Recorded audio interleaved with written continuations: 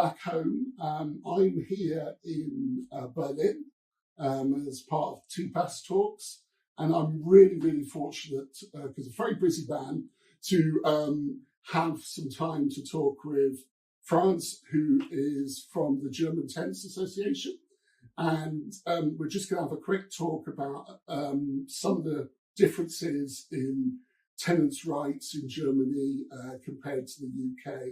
But first, I'd like to ask Franz, thank you. And can you tell me a bit about what the German Tenants Association does? Yeah. First, hi everybody in London.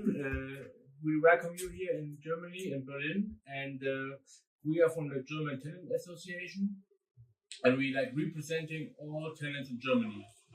And we have 40 million tenants in Germany, more or less. Like half of the population is tenant. And we do we are the head organization of all tenant associations in Germany. We are more or less in every city, and we help them when they have legal problems with their landlords. We help them when they have problems with paying the rent. We do political work. We write papers, political papers, and we try to speak with the politicians about strengthening the situation of tenants, and that's more or less what we do. Yeah. So you say half the population rents in Germany. So in Britain we have private renting with private landlords, and we have what we call social housing with housing associations and local councils, local authorities that run our housing. Is that the same here, or is it different? We have different players in the tenant market, different types of landlords. We have private, smaller landlords. This is the main part of the landlords. People who owns 2 or 3 flats or 1 house and they rent it. This is I would say overall Germany. 60-70% of all landlords.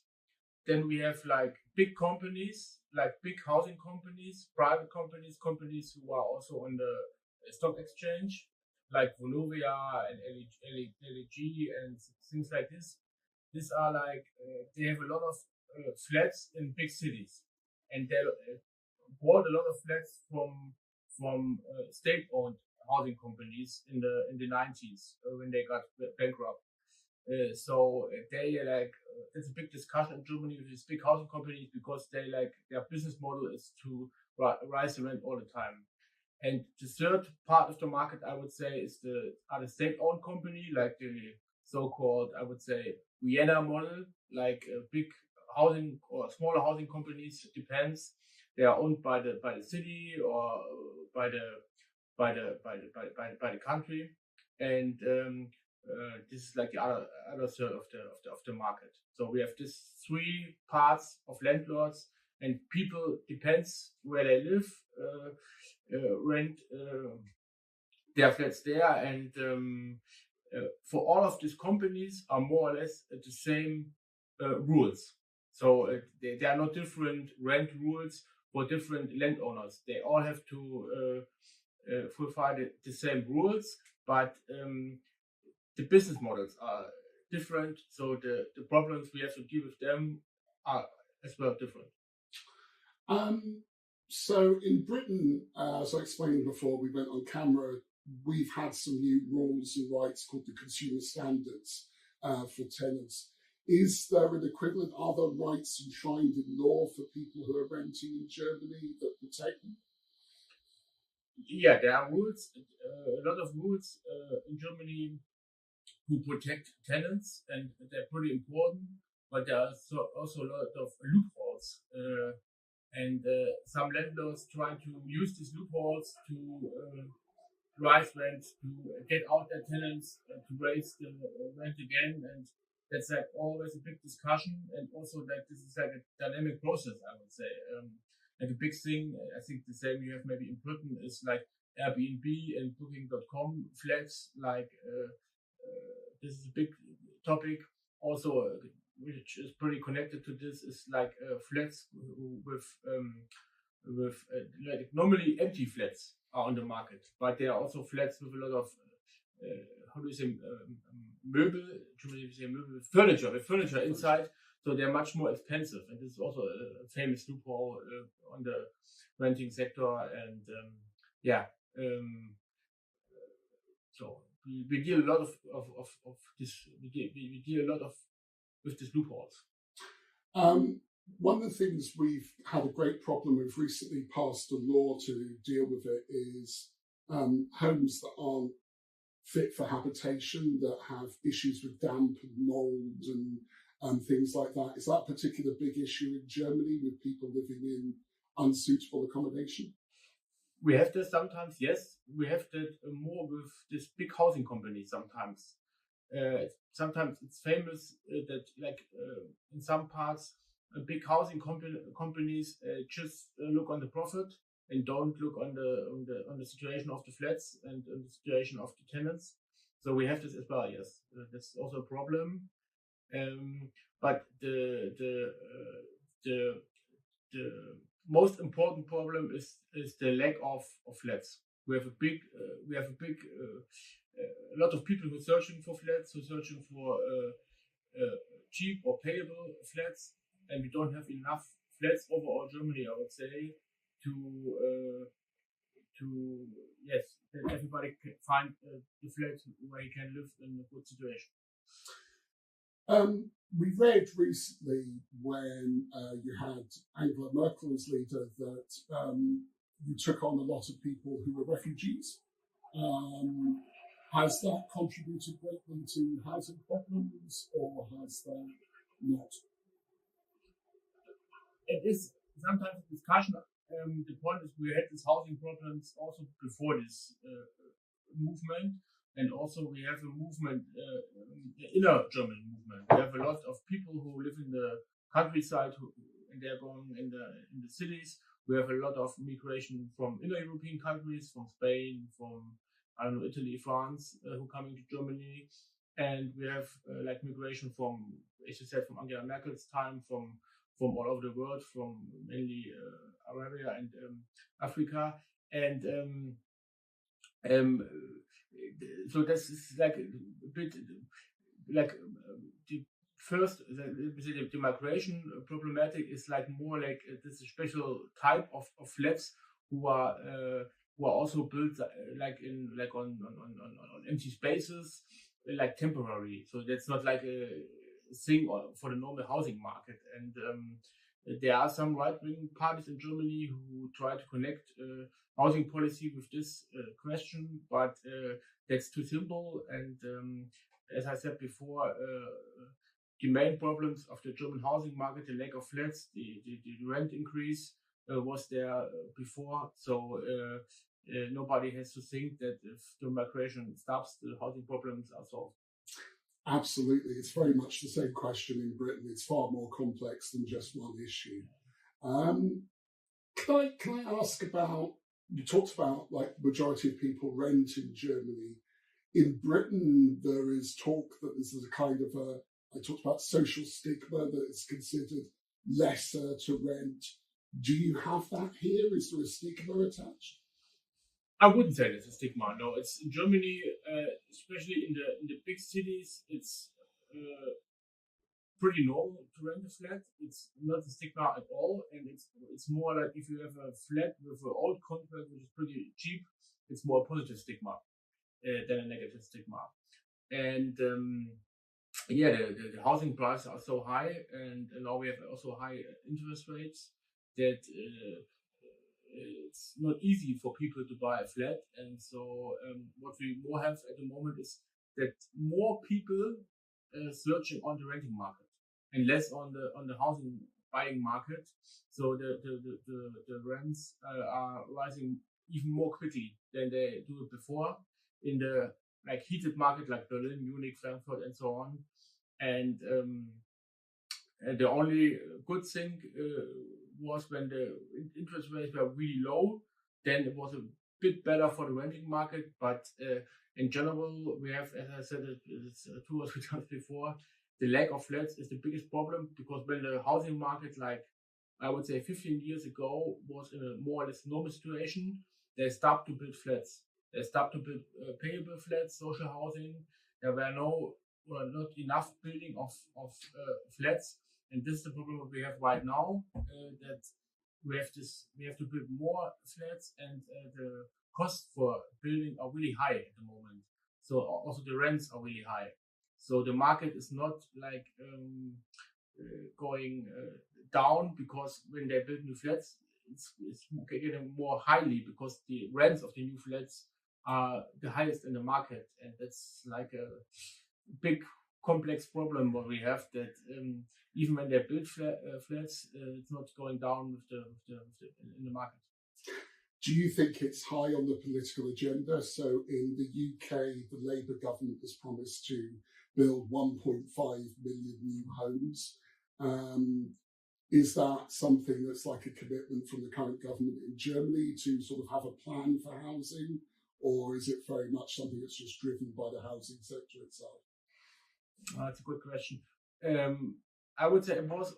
We had elections in Germany some weeks ago, and the old government, they had also a number of flats. They said we want to build 400,000 flats per year, and they didn't reach it. It was a big discussion all the time. So the new government don't have the numbers anymore, because they know it's not good to write down a number which you can't fulfill. And I would say it's on the agenda, but the main problem is the money in terms of the high interest rates. We come from a period of really low interest rates. Now we have 3.5, 3.8% interest rates, which is a big problem for the companies, because the companies who buy flats, they need big credits on the market, and they have a financial problem. And a lot of companies in Germany right now in the housing sector is going backward, because a lot of business models in Germany are just credit financed. And this is a problem, and I'm not sure what the state can do against high interest rates. The state, the new government, is taking a lot of money right now, 500 billion euros, but the money is mainly for infrastructure. And the housing sector is not the main part of this package. And that's a problem. They build it for, they need the money for bridges, for schools, for streets, for the train system, because it's really old. They have a lot of, they need a lot of, money to rebuild it, but they don't take the money to put it in the housing sector. And I would say they take also some money. They want to change the situation, but it's not that top one or top two priority, more 5 or 6. And just a couple of quick questions more. How do the German Tenants Association influence government? How do you work with the tenants that you represent to do that? We write policy papers, we write press articles, we talk to them, we have meetings with them. When you have a new rule in Germany, in the parliament, when they discuss it, they invite us and we give our opinion. Yeah, we do like normal lobby works to do it. The special thing in Germany is that like you have to think like we are one tenant organization, and you have like 8 or 10 landlord organizations or housing organizations who has not the same interest like we have. So we like the lonely warrior in the woods, and there are a lot of like big housing lobby organizations with a big budget. And yes, but anyway, like we are a really old organization, we are a really respected organization, and like we are also a respected organization. So they also count on our opinion. Then it's not like they don't count on us. So and they try to I would say they try to find a middle way between us and the housing companies, and this is more or less the situation we have in Germany. It's a middle way. So they are also like let's say opinions. They are much further left then we have, for example, this big topic with, I don't know if you have it in England, like we have a lot of people who wants to change companies with more than 3,000 flats to state-owned companies. So that's a big discussion in Berlin as well. And the question is not clear who is going to be financed this topic. But like in general, this topic, rent, or the interest of people who are rent flats was always important, and it's get every year, I would say, more and more important, because the situation is like changing, I would say, really quickly, really badly. We have the second highest, how do you say, rate on the second highest rate of the income who has to pay for housing costs is Germany. We have like 1/3 pays more than 30% of their income for housing costs, and there is no signal that it's going to change the market. It's more like the rents are getting higher and higher, and we are not like a house buying nation, because you don't get credit from the bank, and this is like the dynamic, and I don't know how we're going to solve this dynamic. It's a really like serious situation, and there's no simple solution. It's more like a process, and we hope that the new government will do something for the tenants right now. And what would you say to people in the UK? What would you say is your biggest challenge? Is it just the properties, the number of properties being built? Is that the biggest challenge in Germany at the moment, that there isn't enough housing? The biggest challenge is to reduce the housing costs, the individual housing costs, the individual percentage of costs who have people to spend, because for people who don't earn enough, like for lower or middle income class, the percentage is not actually, it's more by 40 and 50%. And if you are around 40 and 50% housing costs, you talk about what's the name in English? It's arm. Arm is rich, and the opposite of rich is poor. About poorness, and this is the discussion we have right now. That maybe it's the same in Britain, that we have to be like aware that not so much people getting, because of housing costs, into poorness. This is what happens right now, because the housing costs are so high for some people that they are at the moment poor, even if they work, even if they get like subsidies from the state. There are individual subsidies if you work and have high housing costs, but this is what's going to happen right now, that the level of poorness is rising. And finally, thank you so much for your time. But there's a lot of people listening and watching this who would really love an organisation like the German Tenants Association in Britain, and have long been advocating for a really strong tenants' voice. What message would you give to tenants in England about how the work you do makes a difference, and how maybe something like the German Tenants Association in the UK would be really beneficial? Yeah, I would say the most important thing is to organize each other. And we are like a full member state-owned organization, so we don't get any subsidies. We are all financed and organized by our members. And in Germany, if you live in a city and you are renting a flat, it's not unusual to be a member in the local tenant association. A lot of my friends are members, and if you are a member, you are better protected, and they help you with your renting problems. So the voice of the tenants is increasing, and if you start to organize and be a member in these associations, the interests of tenants will be represented much better. Thank you so much for your time. It's been really insightful, and I know people in the UK will get so much from this because, as you said, there's so many issues that you've got to face, but I think the way you're set up gives you so much strength. And thank you very much for your time, Francis. Thank you very much.